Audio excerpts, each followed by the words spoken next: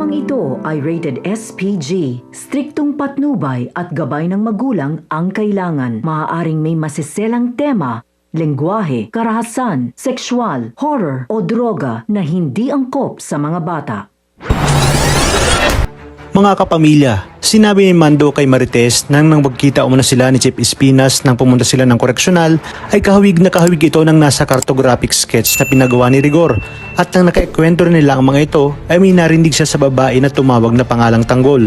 Kaya gustuhin niya man umanong hindi ito totoo, ayun ang lumalabas na nangyari. Ngunit wag umanong mag-alala si Marites dahil nagsisimula na silang mag-imbestiga ng kanyang kumparing si Rigor. At ipinagdarasal niya nga na sana'y wala silang masamang matuklasan sa kanyang inaanak na si Tanggol. Buong akala naman ni Marites na magiging maayos na ang lahat kapag nakumpirma ni Rigor na nasa kulungan nga itong si Tanggol. Ngunit tila lumalabas na mas malaking gulo pa ang nangyayari sa kanyang nadiskubre.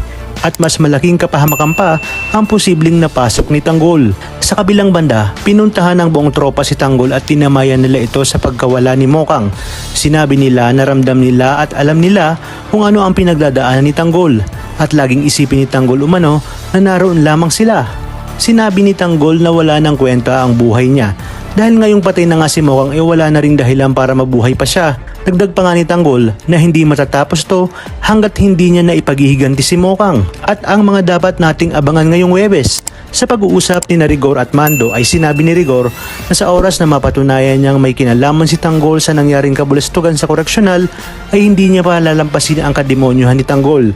Magkakasagutan naman si Marites at Tinding. Sinabi ni Tess na hindi niya umano maintindihan kung bakit patuloy sa paggawa ng masama si Tanggol.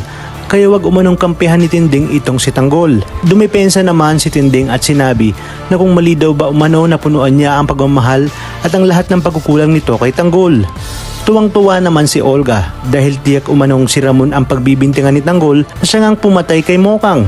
Dahil wala naman daw ibang nakita si Tanggol kundi si Ramon na siya nga ring narinig ni David.